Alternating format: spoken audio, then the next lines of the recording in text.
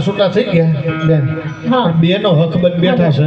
હાલો એટલે આપણા કલાકારો વતી હું બેનોને વંદન કરું છું અને પણ ક્યાંક ઘડીક તમારે બધાને ઘોમરી મારવી હોય તો આવી જાવ મારી લે આવી જાવ હા